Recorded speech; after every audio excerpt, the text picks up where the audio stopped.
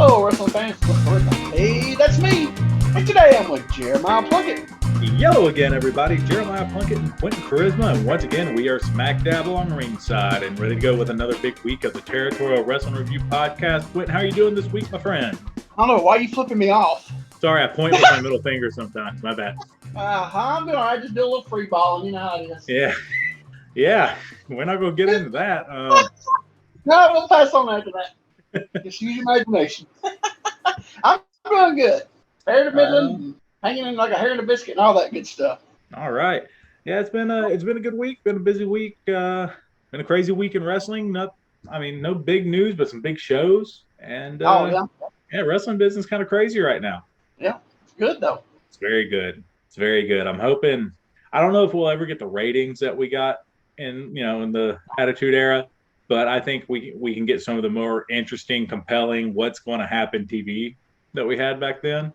I don't think the ratings ever. There's never going to be like that. I mean, because you look at there's so many options. Down. And everything's down. All the sports are down, even from what they were then too. If you look at the ratings in sports, their ratings ain't like they were. No one watches anything live anymore. No, nope. That's what I'm just saying. It's not just the way, just the lifestyle, people's lifestyle. Everything has changed. So just say 97 when when it was really, the war was really kicking off. Everything's down in viewership. Wise if you go across the board on everything.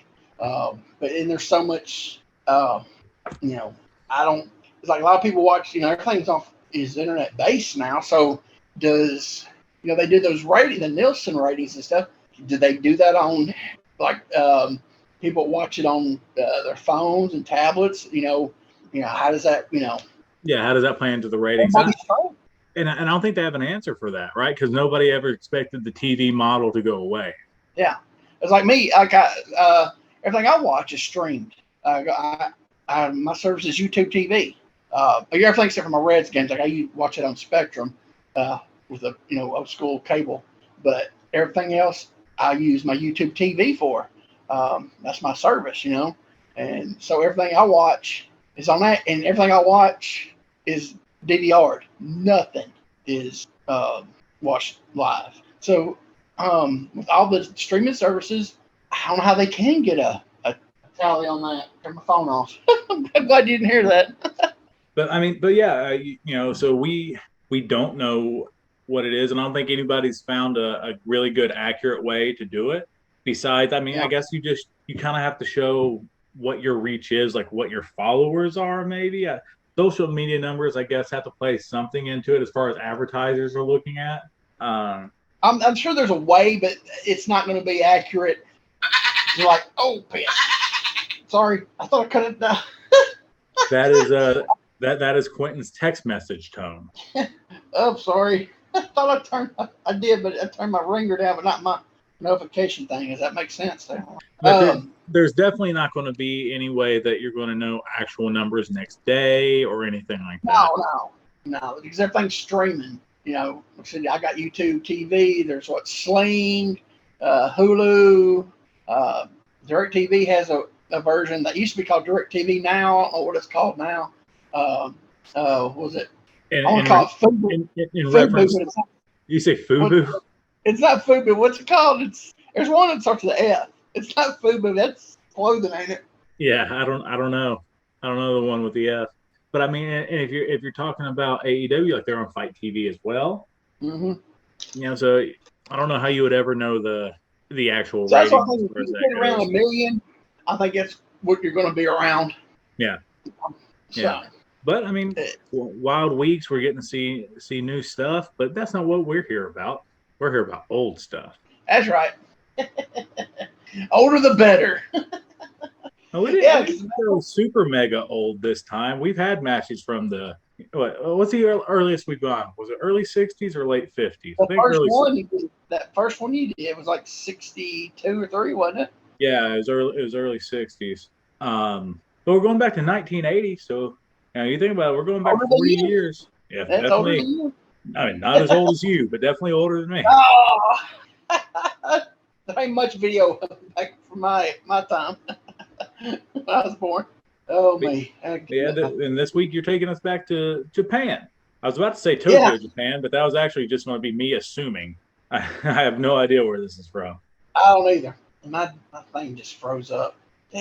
Okay, well, I'm going to tell you right now, we got ads. Mine just popped up. I noticed it when I pulled it up before we got on the line that yes, we do indeed have ads. And it looks like it's about around about the 6-minute mark. It was like pop up an ad. As I pulled this up a minute ago to get it set, and somehow I must actually hit play, and it was playing and didn't realize it. So about 6-minute mark, we'll probably get an ad. So, all right. Go ahead. No, I was just going to introduce the You have show. the date on this? So the date for this, I was trying to find the actual show, but the date is May 27th, 1980. As we stated, it is in Japan.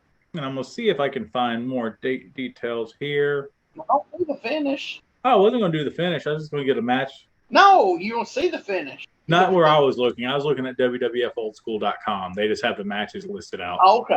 Gotcha. But it's not on there. So. All right. But the match is brought to us. Now let's make sure I'm on the right YouTube page. Flair Fan 216. Yep. Not a very popular name to have on YouTube probably right now, but Flair Fan 216. The match is. Or Tommy Dreamer Fan, whatever. I mean, I know we don't put out the video of this, but if you look behind me, the big poster I had where me and Tommy were headlining a show in Australia is not behind me anymore. That's actually because we're moving stuff around in the office. But there was a giant picture of Tommy Dreamer behind me for a while. But the match is Dusty Rhodes versus Bob Backlund, again from May 27, 1980 in Japan. Good. And also, I looked it up.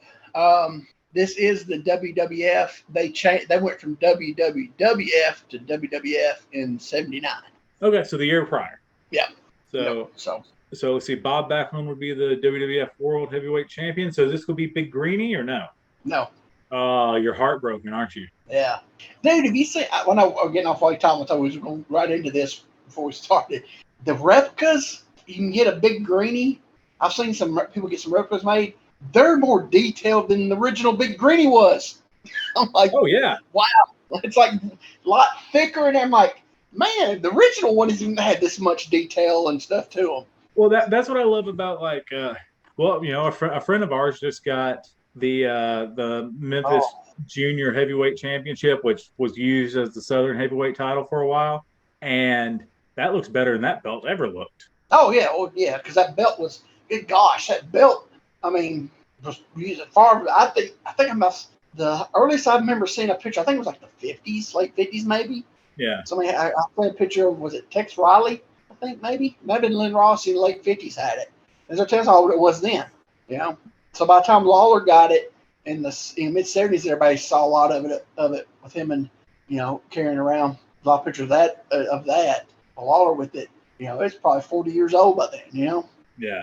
But definitely the belt we're talking about, he sent me the pictures of it when it was getting made like a couple weeks ago, and I was like, wow, you know. I was like, that's gonna be awesome. And then now he put it online what it looks like they just showed me the plates a few weeks ago, just plates. Now it's got the leather and everything on it. Anyway, yeah, I don't think it's Big Greenie. Because I think they brought Big Greenie after, who was it that tore the belt up with a hammer or whatever is what he was doing the step-up gimmicks? Or was he in the ring with Sweet Hansen? We had this discussion before, haven't we? I feel like we have, and I can't remember who. Somebody destroyed the belt. Yeah. I can't remember who it was. He was either doing his step-up gimmick, and they come out there and destroyed it, or it might have been Billy Graham, Superstar Billy Graham. I think it was. I think it was when Superstar Billy Graham came back. When he was bald, came back and destroyed it. Oh, God, bald Billy Graham. Yeah. Billy Graham ripped apart Bob Backlund's belt. Yeah, and after that, I think it's been that. The one that placed it, I think it was Big Greenie who replaced it. Yeah, so this is the one of them really almost trophy shop ones, probably. Or no, that was the Intercontinental ones in the tag. Those were bad. Oh, I loved them, but most people. But anyway, you ready to get this going before we get going too far off? Yeah, absolutely. But yeah, if anybody ever wants to drop $150 and send a gift to Quentin. He is a big fan of the trophy shop style belts. So if you ever want to send him a Mid America Championship replica, the CWA World Title replica, something like that, the more trophy shop, the better. My two favorite belts of all time is the Mid America belt and the International belt, and then the third is the old Goulas World Tag and Southern Tag. You know what I'm talking about? And later on they were they were used as the International Tag in '87. Okay. Those were the ones that you look at them, they're like 100 years old. But those three are that's my belts. Anyway, come on, we gotta get started. I'm rambling. All right, guys, get 000'd out. We're going to watch this on YouTube. Again, Flair Fan 216, Dusty Rhodes versus Bob Backlund. We'll hit play in 3, 2, 1, and play. Oh, got a little Bob Backlund waiting thing there. We don't get a Dusty one, though. They just not a record. They hit the record button too late, I guess. Dusty like, baby, we don't talk about my weight. I think there's like about 5 minutes of this ceremony stuff. Oh, a little pomp and circumstance. All right. Yeah, we got some girls and they're holding some flowers. This is more subdued than I'd like. I wish I like the '90s Japan. Whoa! Look, he's being mobbed. Dusty in a robe, huh? Yep. He's being mobbed. Look at the people going nuts over him. Wow. So this is the tail end of Robe Dusty, I guess. Yeah, this was, and that's definitely a winter robe. Yeah, that robe, woof. Looks like it weighs about 30 pounds, don't it, at least? Yeah, it's felt. It's got these white diamonds, and but it's just got all the fur. A fur hoodie on it. Yeah. There goes Backlund. He probably just got a satin rain jacket, probably, and a towel. That's probably all he's got. Or just a towel. Or just a towel. That's just a towel. Dang, he's getting mobbed. Wow. I'm trying to see what air belt this was. Yeah, that's the one. I'm pretty sure that's the one. That's the one. It's like a lavender. I think I'm pretty sure that's the one that Graham messed up. Now, I think it was the one that Graham held. Okay. I'm pretty sure it was the same belt until he ripped it off. It's got different leather. It looks like it's a different leather, the color on this one. It may be a different leather, but I'm saying like main plate and stuff. I'm pretty sure it's the same plate. Same plates, yeah. Definitely. I think, Dog's Backlund, he's, said that it seemed like when he shaved his head and went to the collegiate singlet, amateur singlet, it seemed like when people just gave up on him, because he just went totally. I didn't like the look. No, nobody, and they're doing the Pledge of Allegiance. I mean, the Pledge of Allegiance, the national anthem. Yeah. Wow. Have you ever seen that in Japan? Yeah. Yeah, I've seen it for like big main event matches and them doing the deal. Wow. I've never seen it. Wow. I haven't seen it a lot, but I have seen it. Okay. Wow. Yeah, that's the first time I've ever seen it. Huh. That's different. Yeah, well, Backlund shaved his head, and that singlet, he just. I'm wondering if he did it to get away from the howdy doody stuff. Yeah, but he made him look worse. Yeah. And the singlet was terrible too, because it was like a maroon. It was amateur, low cut, horrible color, maroonish. I guess that's for Minnesota.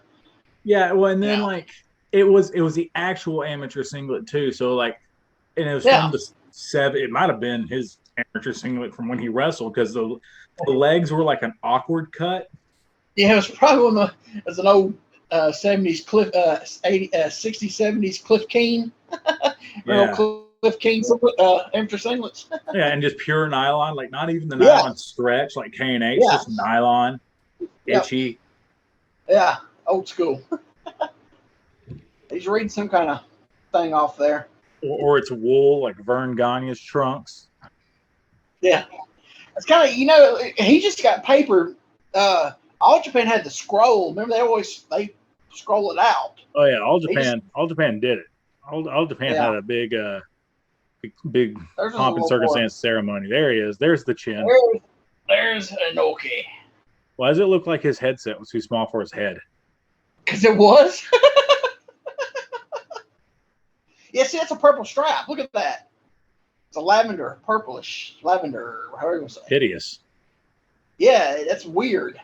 Looked like what the Ultimate Warrior had. Yeah, it's like something, yeah. Yeah, I don't think I've ever seen that color before. But it's definitely the same plates and everything, but color, that's weird though. I mean, nowadays you got to add. I got an ad. Oh, I don't. I will pause it. Oh, yes. Let me know when you're through. Okay, I skipped it. All right, Dusty's holding his arms up. Is that what you got? Yep. Okay. So we're starting to get fleshy Dusty. Like he's starting to gain a little bit of weight here. This is when he started losing. Oh my gosh! Hold on. Dang. That was nasty.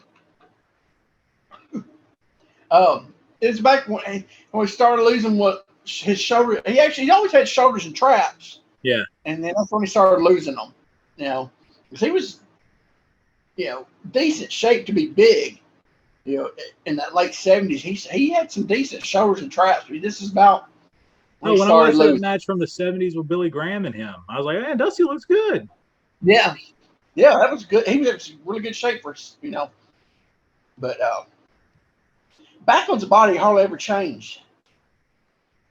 No. He's always looked the same. Well, so I mean, when he was younger, when he's younger, he was bigger, like really muscly. Yeah. But I think that's before he started training like all conditioning stuff. You know what I mean? Like, he come out of Minnesota, so he was thick. Oh. Backlund's being the faster guy. He's moving out of everything. Whoa! Oh, I think Backlund just put himself in a hole. Whoa! What? Hey, I know. I was going to say he just put himself in a hammer lock. Oh me! That was funny. I think he literally just worked a circle around Dusty. Yeah, he did. Nice go behind. Oh, a little sit out. Woo! Look at that. Look at Dream wrestling a little bit. Oh, took him up. Oh, to the head. Dang, this is good. Who said I can't wrestle, baby? This is Dusty. Moving, ain't he? This is Dusty with his Lone Star boots. Yeah. I like those, but the double eagles will never be beat. What's that? The double eagles, they'll never be beat. Oh, no. Do you know he wore knee pads in those too? I've actually seen him take those boots off. On the inside of the boots? Yeah. Hey, man, first pair of Cowboys I didn't do good measurements. And I had shin guards without the instep on them, like shin pads. Yeah. Because I got the idea off somebody else who didn't have any calves. Who's that? Hammer Jack. Hammer! He had no calves, so he had kick pads in his boots. Ah. Oh! Top wrist lock. Oh! Dusty had the head top wrist lock on me. I'm drug him out of the top wrist lock. There were some Americans in the crowd right there. Did you see that? Yeah. Them two girls look like Americans. Oh, what the crap is that? Double on the hook. I think he's got double underhooks. You see that in UFC No, now on the back of the page. He's got one underhooked and one overhooked. Is it not over? But this is like Greco into a judo throw. That's a judo throw, man. Wow.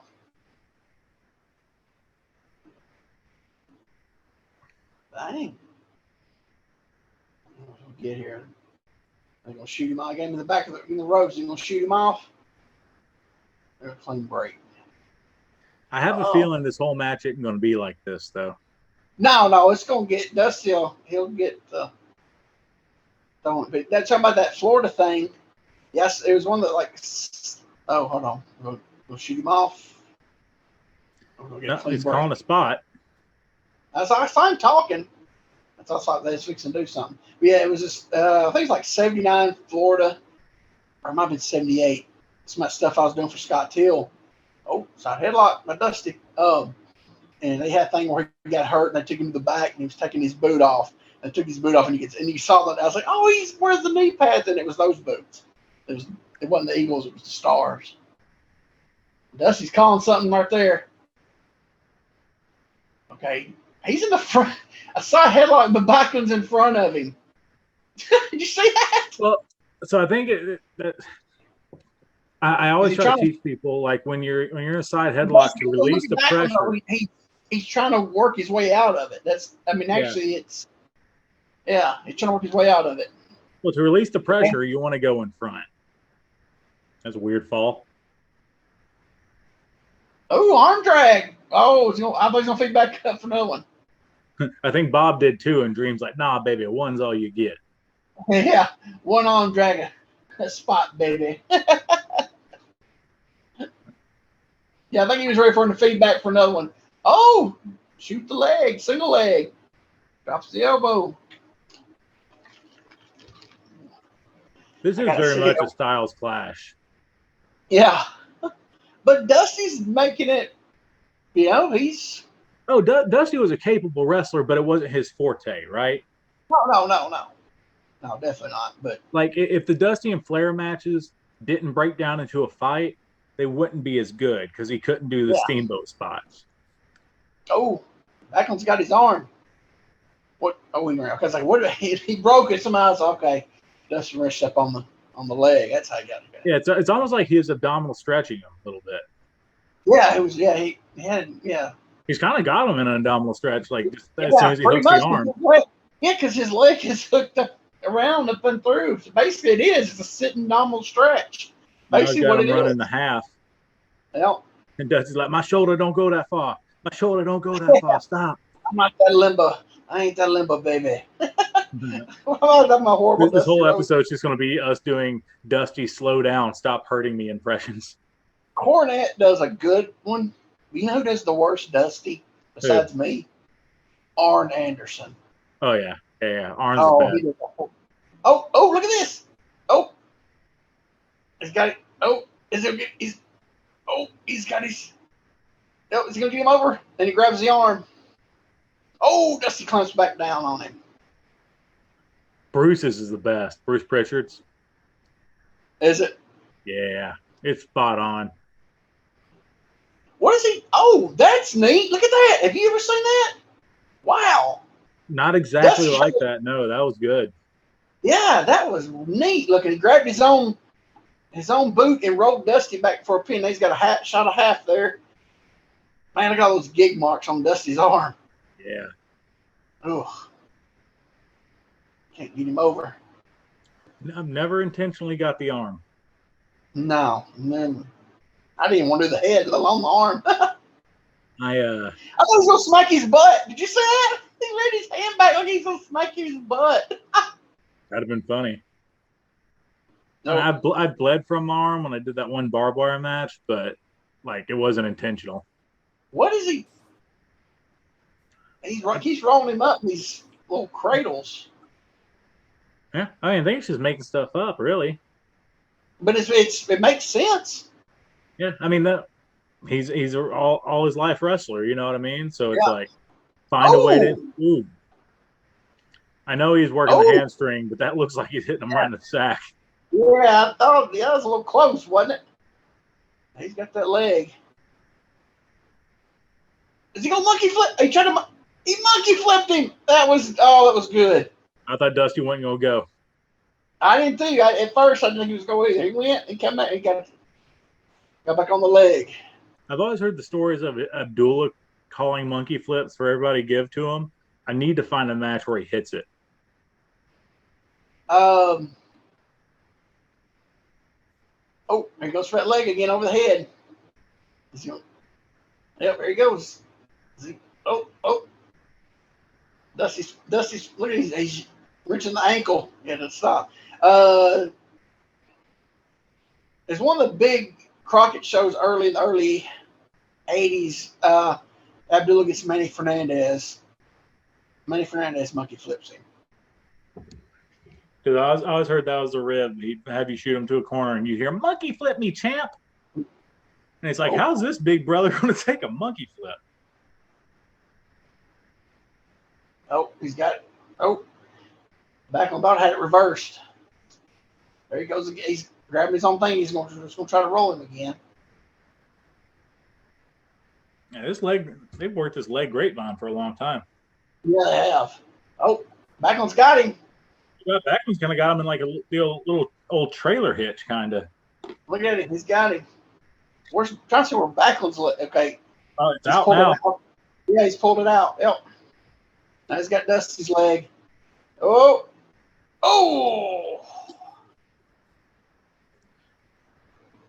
Nice to work on Dusty's leg for a while. Works Dusty's leg, Dusty gets color.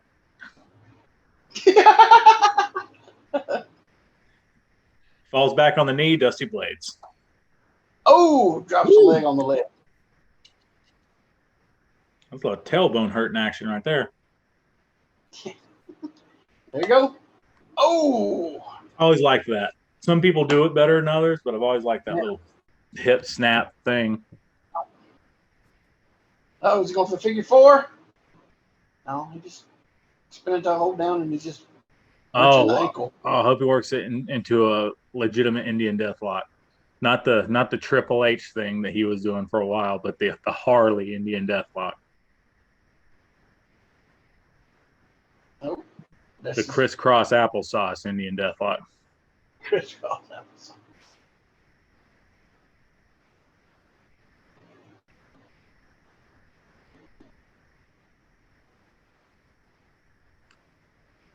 And you'd think Dusty's being murdered by the way he's selling it. Yeah. Dusty trying to pull him over. And reaches down.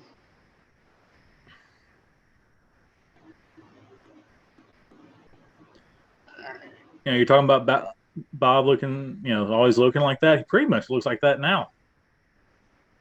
Yeah, about same shape. Like body-wise, he's still in amazing shape. I know. Yeah. Oh, he does a minimum half-hour step-ups a day. And then he said he does ab wheel, I think 500 repetitions. Oh, got a big tackle.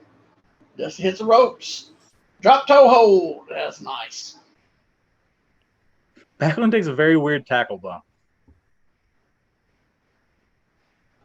A lot of people, I've noticed people, I'm assuming watch a lot of older stuff. People take tackles different, I've noticed. My favorite is the old guys who would take it down to their hip and spin straight up.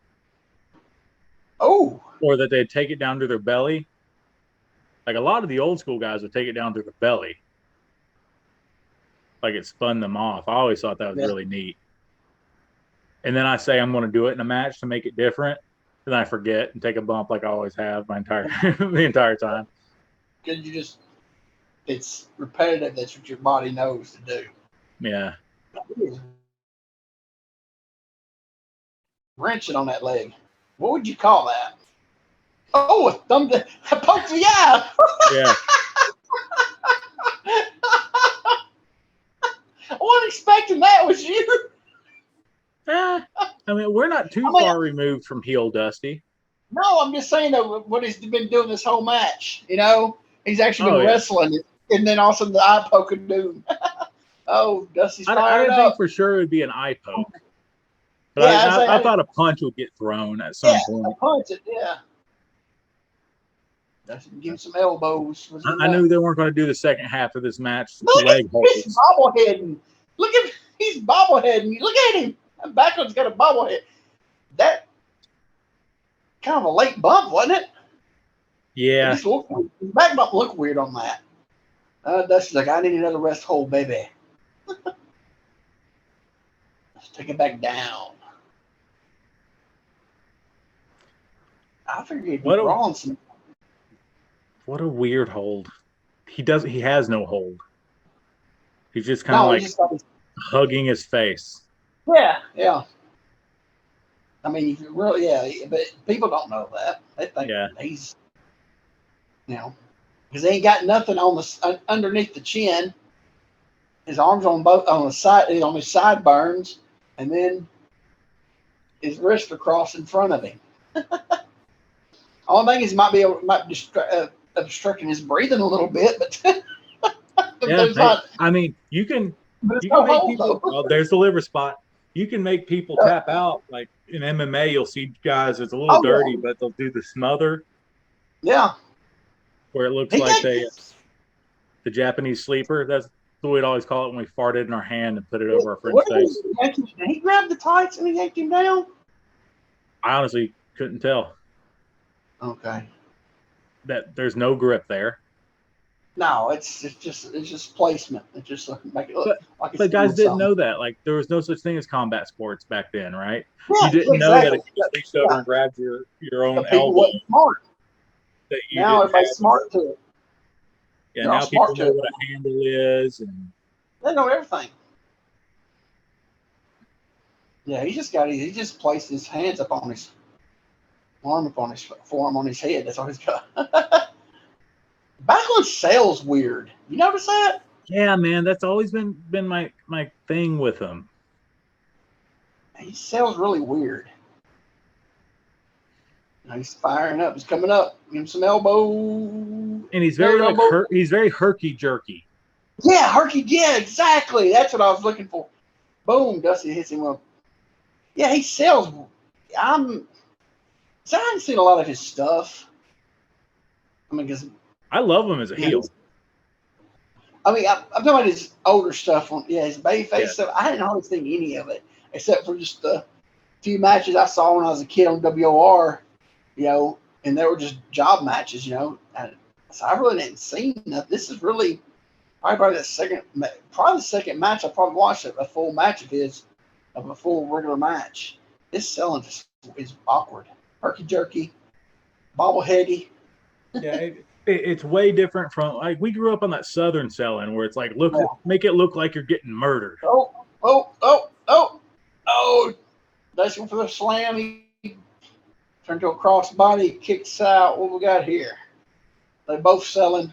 Oh, dang! Whoa! Dusty's like, I don't know about all this now. It's the the big running atomic. Oh, look at this! Dusty selling it. Running atomic knee drop. He's got he's earned the ropes. Yeah, because he can't get pinned there. It's smart. Yeah, but man, I can't believe he got him up. Well, Backlund was really stronger than he looked. I think Dusty gave him like half the. Oh God! Oh, Dusty didn't post at all. No, his arms were way on out. Go for cover. Oh, that was terrifying. Yeah. Ooh. That's a good pile driver. Oh, here we go. Crisscross. Oh. Train wreck in the middle. Oh, Dusty's got him covered. One. Oh. Now Backlund's got him covered. Okay. They're both down. So that was the double down. Kind of. Hey, we're going to get right back up. There goes suplex. Is he going? Oh, very weird match. Over.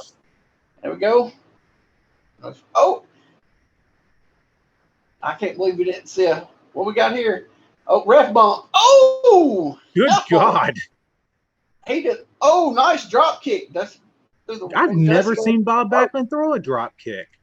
I don't think I've either. That was really good. Yeah, it's a good job. Man, that ref just ate those ropes, didn't he? Dusty's on the floor selling. Okay, cameraman. Oh, Dusty yanks him out. Well, things are about to get crazy. Yep. Here goes, is it a pole? Yep. Did he hit the pole? What was that? No, I don't think he did. He like, he took a pole shot. Yeah. But that first one like fell and then stumbled in. It was weird looking. I wonder what he's doing. He didn't do that a lot, did he? I don't know. He is though. He's doing it. Yeah, he's got it right by the eyebrow. That bionic elbow split you open. Yep. Can you see your timer on this? He's getting it again. Yeah, mine's at 24, 43, 44. Okay, that's like there's guy. This is gonna have to get his. Oh, damn the tree of woe. Tree of Joey Lawrence. That was good. It's not mine. I stole that from Excalibur on a PWG show. Oh, did you? Yeah. Ref goes down again. Oh, it's DQ. Oh, yeah, now it's a DQ. Oh. Not when you almost died in the ropes. Yeah. Well, because they didn't know it was an accident. He actually threw him. Oh, Backlund got some good color. I can't believe there was juice in the match and it wasn't Dusty's. There's 5 minutes left.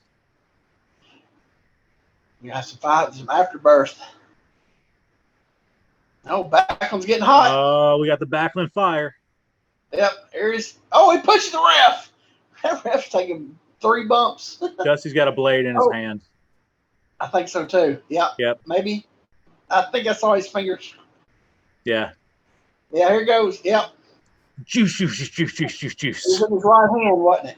Yep. I thought I saw it. Yeah, I thought I saw his fingers. Yeah, he did the thumb and forefinger giveaway. Yeah, there you go. Yeah, he's gone. He's got it. Oh, see, I thought we would get more of this.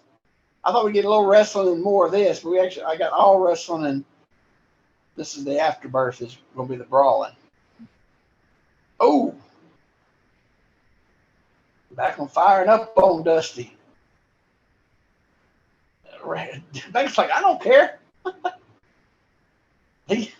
The ref fall down again. What's Dusty saying? I don't know. Are they doing the 5 more minutes, or is Dusty trying? That's all it looked like he was doing. This is weird.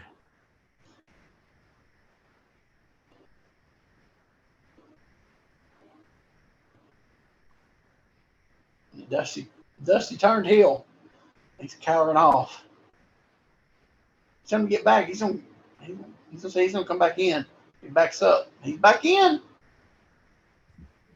I think Backlund says he don't want the win like that. I think that's what he was saying. Backlund looking around. The referee's telling him something. Dusty powder back out. Like, no, we're going to do this in the next town. You're not getting it tonight. This is like an angle to bring back the next week to the town, you know? Yeah. Backlund.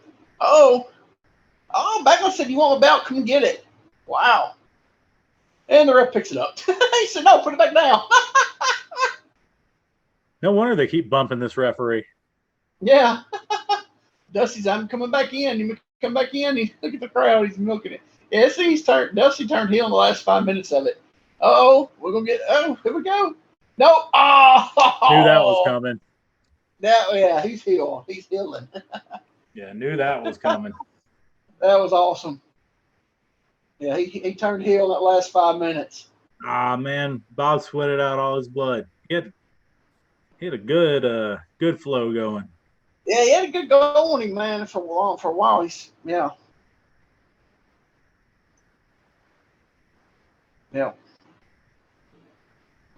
It's more on that one side too. The other side it's like it's a little more on the other side still.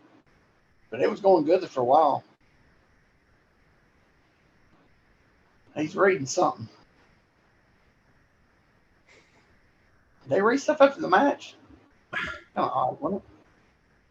I don't know if the people are getting around ringside. Look at that. Yeah, I mean Wow. they're into it. Look at that. Oh, definitely. Look at them. They're all over the place. They have to present him with his big crazy trophy. Yeah. Get some streamers. Referee has the weirdest balding spot. They say he had his belt upside down. No, he flipped it. Okay. They had upside down at first. Yeah, that lavender leather strap is just. Yeah, here's your big trophy for Something. whatever. Yeah. Every American gets a trophy. That is just ugly. That time period, that was not an in color, you know? Yeah. Oh, we got 2 trophies. Here, you get another one. Have fun getting back through customs. Oh, those things don't leave the office. What are you talking about? Absolutely, they don't. No, they'll be right back to the office. They put them on the where they're at. They're on the bus. They put them on the bus, or they put them. They put them in a big closet, kind of like the international tag titles sat in a friggin' drawer.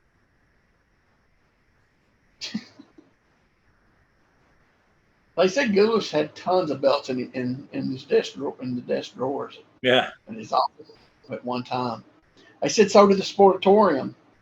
They said Fritz did too. Mask and everything. Hey, look at these. Okay. Hey. That people are all over that ring. Yeah. Wow. Backlund's over in Japan, bro. Oh, did you see what the next match was? But it cut off? Dusty against King Kong Mosca. You know that was a brawl. Yeah. There was. I think that was legit. I think that legitimately was from that DVD I had. Really? The Best of Dusty Rhodes in Japan. Yeah. Wow. That's awesome. I mean, it was good. It was just weird. It was good, but I expected to start off wrestling. I expected that.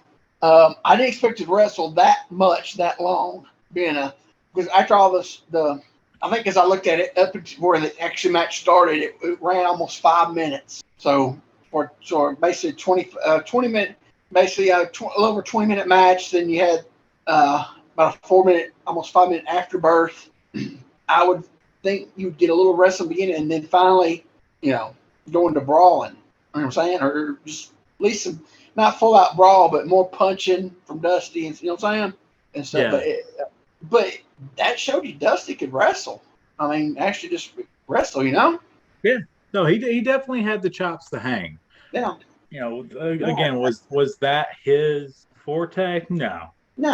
But could he hang? Yeah, absolutely. Because if he gets in there with like Tony Charles or something like that, he might be in trouble. But because Tony Charles is a professional, he would know not to try to push the limits. Right.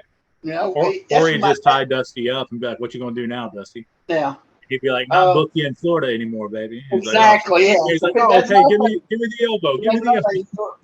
When he had the book in Florida, yeah, he didn't cross the booker. But it just, it gets back to that. There's something different, and everybody thinks, Dusty, he was a brawler, but he could wrestle when he had to. Now, would he want to take that match to Florida and do that? Probably not. Not that time period. No. They would have done the brawling way earlier. Yes, definitely. They would have gave him a little of the wrestling and then broke it down. Yeah. Because you'd had some wrestling, and I tell you right now, the match probably would have been 15 tops. Yeah. Because they would have broke down. Yeah. But yeah, you would have got a little wrestling at first because it's and then it would have been a lot. They would have.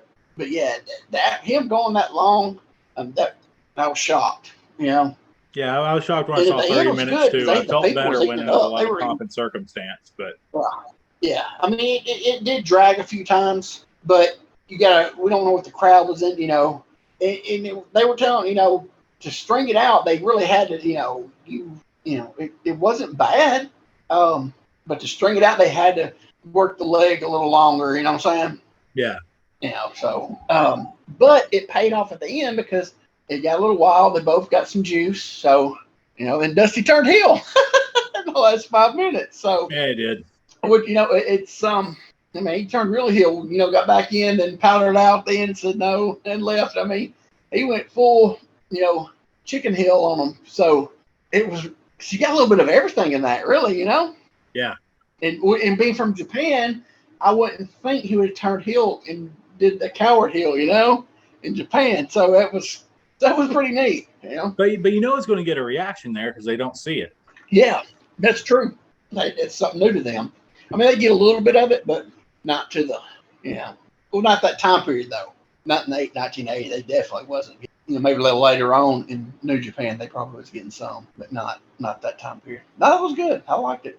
I mean, it was basic. What they did, the stuff they did was basic, but it, what they did meant something. The heat on the legs, and that's good. I enjoyed it. That's one of those I think probably been better with the crowd because that crowd was hot, man. Yeah. At the end, that's one of those I'd like to listen. Listen with the volume on it because it would have probably been really, really good because that was a hot. You can tell it was a hot crowd. That's pretty good. What do you think? You like it? I really liked it. Like I said, I still saw the same when we talked about it a little bit while watching it. Still the same things with Bob Backlund that were a little weird to me. Yes. And it just I don't know, it just amplified that watching it even more. Yeah. It's weird. He's good. There's just something weird about the way he does things. His selling was just, it's like I said, I've seen maybe one or two, like a full match. Because like I said, the only thing before, all his whole babyface career, I'd watched we got the WOR in the early 80s. So I used to watch the TV, their TV, and, he would just do a job match with somebody. Yeah. And you didn't really see him. He would never really sell. So this, that's probably like the second match I've actually seen him being in who he was selling. And it was just awkward. His selling was awkward. A couple of his bumps. He has that, when he took those back bumps, it's like his body's stiff in the air. Yeah. He'd go back and he'd be stiff in the air, and then he'd land. It just looked weird. You know what I'm talking about? Yeah, I know exactly what you're talking about. Yeah. Yeah, awkward looking. It never looks like he just gets knocked down. Yeah, it's not smooth looking. Yeah, and stiff looking. Now I feel like the guys from the 70s and 80s, not all of them, we get taught now to attack the mat on her. Yeah. But like they didn't all do that back then. Think about the Lou Albano bump, right? There was no attacking the mat. It was, so there was a lot more of those floating bumps back then. I think back then, I think everybody bumped different. Mm-hmm. Now it's basically everybody's taught to bump the same. Yeah. Because like I said, some do the fall back, some of them would actually do the roll back, and yeah. Like some guys have never taken a full flat back bump in their entire careers. You know what I mean? It all different back then. I know, and but like I said, the last 40 years it's basically been taught, about the same. But before that, before the 80s, it seemed like everybody bumped different, Yeah. So I guess, but his just looked weird. It looked awkward more than most people at the time. Yeah. His bobblehead. He was that ball selling he looked like a bobblehead. Could you imagine that? Could you imagine that specific thing now? And it's like that guy's not even trying to get his hands up. Yeah. But like the same guys in the 80s are the guys who are telling all the guys now, put your hands up when you're in the corner. Yeah. And then you watch them, and they're just like hands through the side, just taking shots to the face, and it's like, yeah, it's all, yeah. What do you do? I mean, what do you do? Yeah, it was good. Like I said, it's different. I got some bits of been going for. That was good. I liked it. So where we going next week? Next week we are going to Dallas, Texas. Uh-oh. The Sportatorium. I'm assuming this is at the Sportatorium. It looks like it is. December 27th, 1991. 2 out of 3 falls. Lightning Kid versus Jerry Lynn from Global. I've already seen it recently. Really? I've never seen it. Were you about to say last night? No, last couple of years. I'm thinking. Is this the one where they have to win with their finish holds? Truth, I can't remember. So I remember watching one of their matches. Because this has, they had a lot of, but the rules of the match is 2 out of 3 falls. Lightning Kid must win with the lightning strike, which I have no idea what that is. No, I haven't seen that one, no. And Lynn must win with the sleeper. Any pinfalls not preceded by the designated holds do not count. Jerry Lynn's finish was a sleeper? Yep. I haven't seen that. I think the one I saw was one fall. Yeah, so I hadn't seen it. Oh, so and this you know, was some, so as I think I saw like the part. Sorry. Go ahead. As I'm flipping through this, you know what you're going to be super excited about, because I am? The commercials are still in. No! Yeah, boy. Oh, my goodness. So even if you watch this and realize you've seen the match, you haven't seen the commercials. I haven't. No, I saw it must have been like their first match they had there, because it was just a one fall. And this sounds like it's further into their angle. Yeah, this is the whole thing, including commercials, is 21 minutes. Okay. This is further in their angle. Looks like I saw their first match there, so it's not it. And I watched it recently. I watched that, and I watched Ben Jordan against the Dark Patriot from there, which is Doug Gilbert. I was about to say I wrestled the Dark Patriot like a year ago, or a week ago. At the fair. Yeah, that's how you work. Yeah. Well, I wrestled with a local guy, and then came back in the main and wrestled Tommy and Doug. I said you wrestled the Dark Patriot. Come on. Oh no, I wish it was Dark Patriot. That would have been great. He was actually in the get up. You're saying Doug Gilbert was the Dark Patriot? You just said that before I made that comment. Oh, never mind. I messed up my own gimmick. You ignore all that. But yeah. So I've watched some recent global. Well, it's been a little. I stumbled across some stuff. I stumbled across some of the strangest stuff. Oh, what about old boy puking on that botcha? What's that Facebook page? So yeah, what Quentin's talking about, he follows a page called Wrestle Botch, and he had just shared this, which I had actually seen it a little bit before on Twitter. So it looks like it's an intergender tag match, and this girl and her partner are doing an assisted sliced bread to a brother, and as soon as the guy hits, he rolls over and starts projectile vomiting all over the ring. And to make it worse, so the girl pauses for a minute, and she goes, "Oh, I'll just pin the guy." Yeah. 1, 2, and the guy kicks out. He kicks out, and then he rolls over and hose pipes the vomit again. So I was like, dude. Not only would I be unhappy enough that the guy threw up in the ring, but the fact that he kicked out, nah, man, I don't care what the finish was supposed to be. Yeah. You're losing. Well, here's my. Okay, if he puked, I wouldn't get mad at the guy because he might actually got sick. Yeah, no, I wouldn't be mad that he threw up. Oh shit! But still, let's go home. Yeah, and then you kick out. Now I'm mad, and then you puke again after you kick out. You're getting curb stomped right in your big pool of vomit. Oh, and so I guess they did their best to clean it up, because I saw it on Twitter. People from the show were commenting on it. They said the next match had to avoid it. So you saw the rest of the match? No, I didn't see. But people who were on the show were commenting on that post. And they're like, yeah, imagine being in the next match and having to avoid it. Oh, well, that's the only time you'd want to work in a ring with a vinyl mat. Right. Yeah. You know, that's the only time, because they suck, man, because you get sweaty, they're slippery. But that's probably the only time you wish you were the show you were working on had one of those, you know? Because you could have I sent that to my group chat, and my buddy Chris, he goes, "So you think they bought a new canvas?" And I'm like, "Oh, absolutely not." No. They don't buy no new canvas. That's too much money. I tell you, if you ever look, I want to say it was 84-ish, 85-ish. You look at the Mid-South Coliseum, the canvas they had. Oh my gosh! If you didn't care, I don't know how somebody didn't get hepatitis or scabies off that thing. Oh, it was bad. You gotta look. You gotta look at. I want to say it was 84-ish, maybe. Dude, it's horrible. Oh, yeah. I'm surprised the health department didn't shut them down. Oh, it was. You could just look at it. You know, on some of those clips from the B show that you can find. Oh, dude, it's just covered, stained blood. Although it's like, wow, you know. Oh yeah, and they never clean those rings. No, that's like I read an article. I want to say it was in one of those Wrestling Review, or was that the Norm Kietzer, or how do you say his name? His magazine. I believe so, yeah. From about mid-'80s, he did an article about Portland. They had an outbreak of scabies from their mat. Oh my god!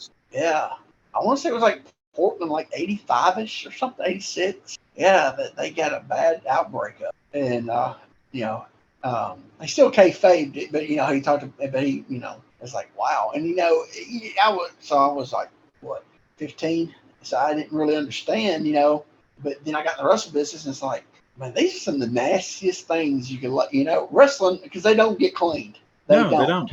Either they stay at the ring, if they stay up, some places they stay up, and the ones that don't stay up, that's the worst, because they get folded up, rolled up, and thrown in a ring truck and parked in a basement or a barn or even outside, just outside with maybe a tarp over it. So all that set in, at least if your ring stayed up, it could air out a little bit, you know.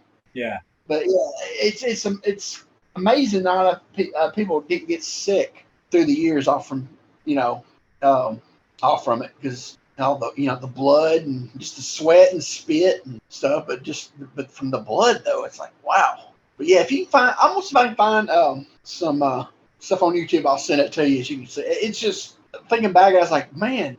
I mean, I know there was no wrestling commission in Tennessee at the time, but it's something that the health department though would, because it was, and it wasn't like nobody knew about it, because it was the most watched show in Memphis. Yeah. You know, so everybody was sitting there, and you look at that, it's like, wow.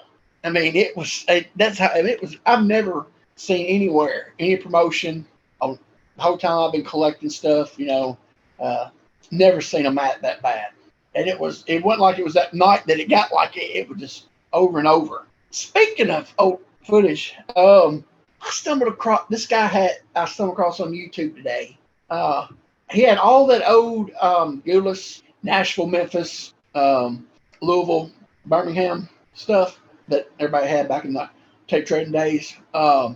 He had it was basically almost a full show of the 1980 Gulas Chattanooga TV, but it was all cut up.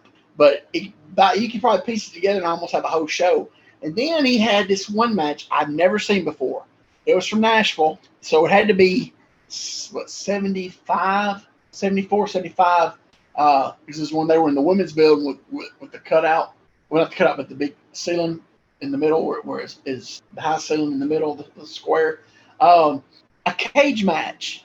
The baby faces were Ricky Gibson, Tommy Gilbert, and Eddie Marlin against Phil Hickerson, Al Green, and the Sherman Tanks, and their third person was Sam Bass. Cage match. Never seen that before in my life. That footage floating around, and I had all of it, and I'd never seen that part of it, because I saw he had all on there, and I saw the ones, because there was like four tapes floating around. It had all that clipped up stuff. Like I said, from Memphis, and had all, Memphis to Nashville, the Louisville, and the Birmingham. It had a little bit of Huntsville on it. Not much of the Huntsville was on there, but Chattanooga was on there. A little bit of Chattanooga. Because it was the one where, did you ever see the clip? Ron Fuller and Jerry Lawler fighting in the bleachers in Chattanooga, and Lawler takes the bump down the bleachers. No, but I believe I've heard Fuller talk about it in a shoot interview where Lawler didn't want to get color. That was a different one. Okay. That's a different match. Yeah. Yeah, they feuded in Nashville. I think feuded Nashville, Chattanooga. I think they feuded all on the east side, Gulas side, for like in 74-ish, I think it was. Yeah. That was, they had a big feud. They said it was a really good feud. Good angle going. It lasted a little while. I think it's probably the longest Lawler ever worked on the Gulas scene was during that him and Fuller's run there they had together working. And he didn't want to get color. And Fuller got it for him. I'll see if I can find that, and I'll send it. The bump Lawler took down those bleachers was crazy. And it was funny. At the very end, there's people coming up on the stage, and Nick Gulas pushes dude. He's like, gets too close, and you can see Nick Gulas goes, pushes dude out of the way. And I was like, dang. As it pushes a mark out of the way, and I was like, gosh. Because they were trying to get him, so you said, get out. You see him get down, and you see he just pushes dude. I was like, dang. But yeah, that cage match, I've never seen that. I've never seen anybody's list or nothing. I was like, wow. Because that's what I've been saying, man. Stuff's floating up. There's stuff out. There's got to be stuff out there. Yeah. There's got to be. Because stuff's turning up all the time. What kind of quality are these videos that you found? My copies were probably about third generation. This looked maybe about fifth. It's not that good. And this is, I'll tell you something about this one, which was different. About 95% of those Goodless tapes were floating around, they all had commentary. About the only really two matches that didn't have commentary on all those tapes were the scaffold match from Louisville with Don Green and Jerry Jarrett, the first scaffold match. I don't think it had commentary. And the Al Green versus Jackie Fargo hair match where Jackie Fargo got his head shaved in Memphis, it had no commentary on it. But everything else did pretty much. But this cage match didn't. So I'm wondering, I'm just wondering if it was one of those that just they never used it. I don't know. It just out there, Yeah. Well, that match has been found since I got out of the tape trade, DVD business, because I would have had that. As many stuff as I had, I would have come across that. And that's like my, I've been looking for the two shows that Fez had, the UWA here in Nashville. There was two of them that survived. I had a second generation copy of the two shows. And actually, mine was, because mine was all from the Masters. It was perfect quality. And I've seen them through the years. People, and the quality's been bad, horrible quality. So I looked on YouTube and I was going to see if there's any matches on there. I was going to take them and put them on my Facebook page. I can't find, there's not any, nowhere on YouTube. I said, it's only two shows. But why did only two shows survive? 1976, TV. They taped over the tapes. Man, they all did that. That's crazy. Yeah. Well, they didn't know it cost, the reels were so expensive. Yeah, and no one ever thought there'd be an aftermarket type thing. Oh no, there was anything thought of. And you say, well, a little bit, you would save the main things, and your reels got bicycled out so much too. Yeah. So and that's why I'm thinking there's stuff out there, because you had so many tapes got bicycled out, and especially when promotions folded, like when Goulas went out of business, he didn't get those reels back. No, absolutely not. Yeah. That's why I say at one time up here at WBKO up here in Bowling Green, there were some reels there. They're probably not there now, but then again, they might be in a closet somewhere in storage that hadn't been touched in 40 years, So that's what I'm saying. There's stuff, out there. And you think of all the tapes that they, it's like Watts would get in stuff from Japan, and like, what was that guy? Oh, crap. Is it David Bixman or something like that? David Bixenspan? Yeah, he's got those quad tapes. He got those reels he got from like mid 70s of it wasn't Watts. It was the Leroy McGurk's territory. Then Watts took over, but he had some. He found some of those, and but yeah, there's got to be out there. There's too much stuff getting sent to different TV stations, for it to all come back. And like I said, and then it was recorded. So I'm telling you, there's stuff out there just popping here and there. Stuff is being found. This is more now than ever. So, but there was he had like almost a whole Goulas. I've seen bits and pieces of this Goulas show, but this guy had the most of it. And if you put it all together, it was almost like a full episode and it was maybe spring of 1980. So it was Goulas on its last leg. Blonde Bombers was on there, Dutch Mantell, Bobby Eaton, talking like he was cutting promos left and right. People say Bobby couldn't talk. He was on there talking like crazy. But yeah, that's probably and the quality's really good. But yeah, I don't know how we got on this, but So, quick question about the UWA. Was there a guy named Peaches on that show? That was the Goulas. That was the Goulas UWA. Okay, because I just found a UWA episode that was in really good shape on YouTube, and I didn't know if that was Thez's. And then I started watching the wrestling, and it was horrible. That was Goulas's. Peaches, I don't think he was trained. From what I just watched, no, he wasn't. He was over, but he was one of those guys that I think they just say, hey, we can make some, a big black guy, maybe bring some, because I think he was from Lebanon, I think, and they figured he might be able to draw some people, some black people. So he was funny as he never had gear, never. He wore tennis shoes, jeans, and a t-shirt, and a ball cap, a trucker cap, and sometimes you wouldn't even take that off. Yeah, he wasn't trained at all. Yeah, God, that was terrible. Yeah, but that was just one of those things. But Goodwin thought they could make, he might draw some black people in, But that's but the thing that UWA, the round UWA sign that's behind the desk is actually Thez's UWA sign. So Google is just like, hey, I'll just keep this, and that'll seem. Well, see, they used it in, was it 82? They opened up Chattanooga back up, and they used it then. Cause see, I've told the story right where I saw the signs at the at Channel 5 in Nashville when I went down there that Saturday morning with my grandfather to do that bluegrass show. I tell you that story. Yeah, I believe so. Yeah, their signs were still there. The round sign was still there, and the big long Wrestling Tonight signs was still at the Channel 5 studio for Thez. So Goulas got it sometime 81-82 and got the sign. Started up Chattanooga back up. It was either late 81, early 82.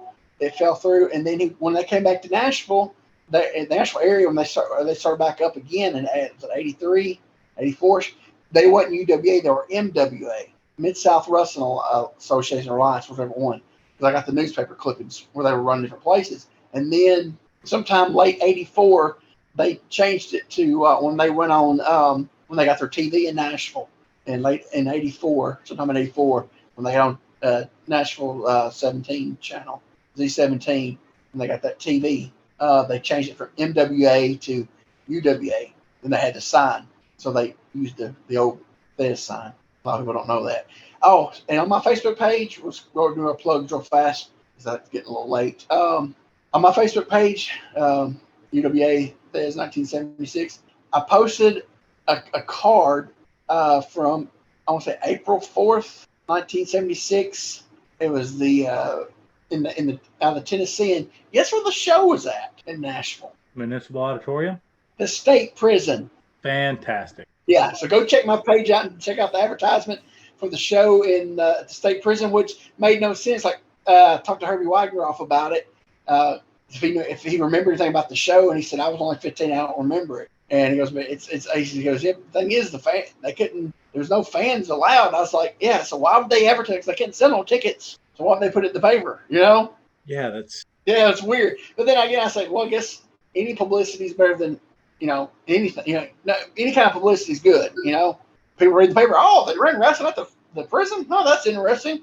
Well, maybe they were seeing. They didn't know anything about UWA because that was in April. They only ran maybe 3 shows in Nashville at that time. So we're like, what is maybe it caught their eye. So I can see why they advertised it, but they didn't advertise it to get people off of that show. They got it to get maybe spark somebody's interest that didn't know they were in. I think that's the only reason why I would do it. But it's just still, look on there, check it out.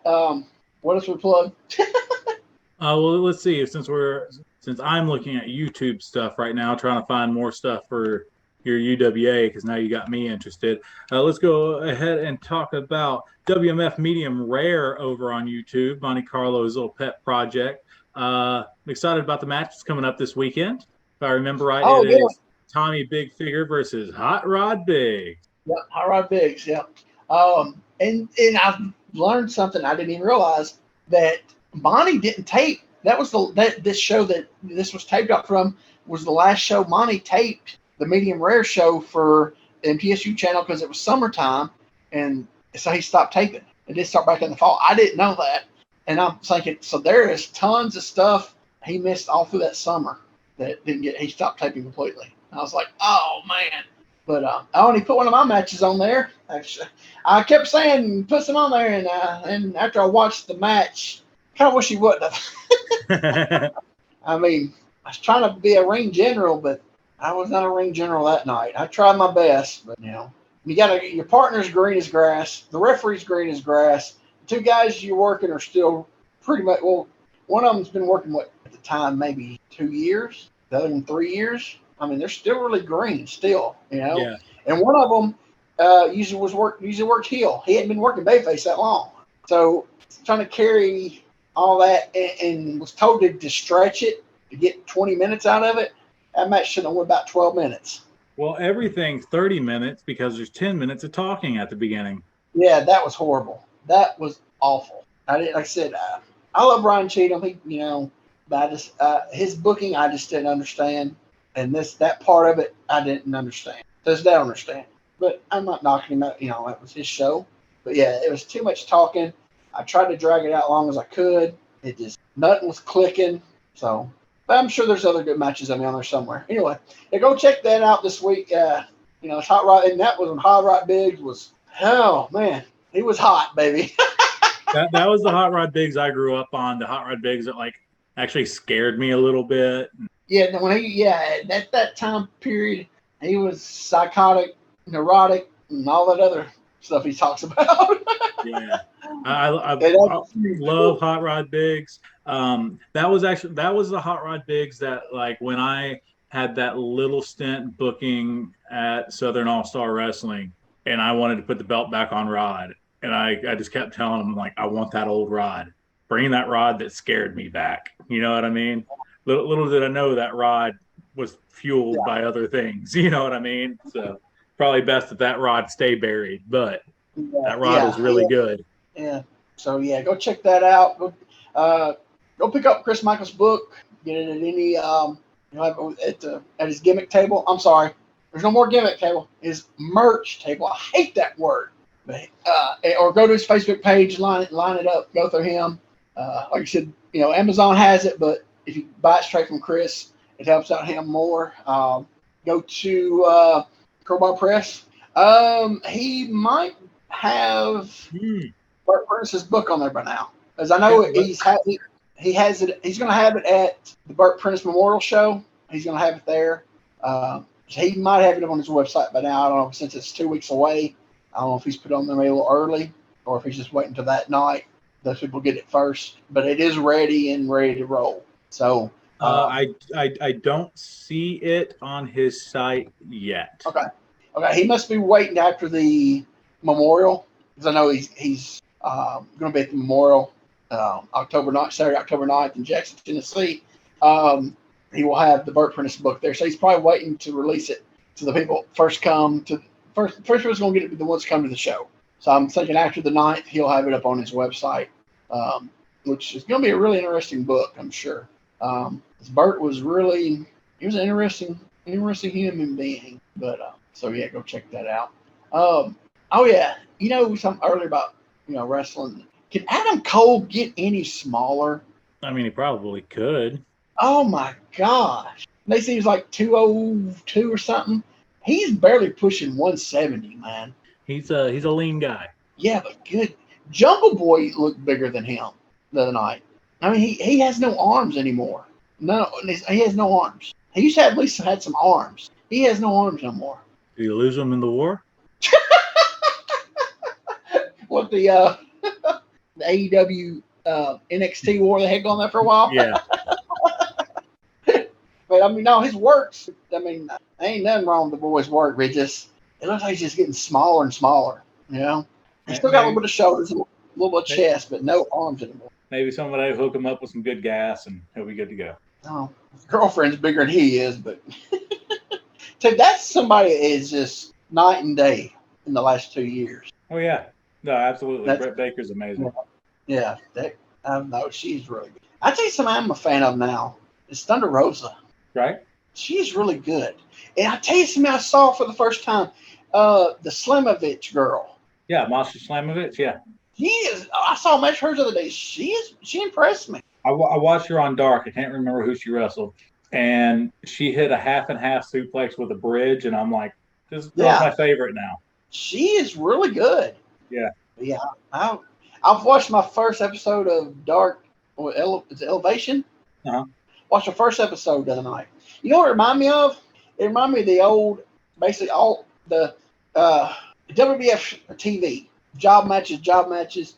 We'll give them a little something at the end. A decent little match at the end. Yeah.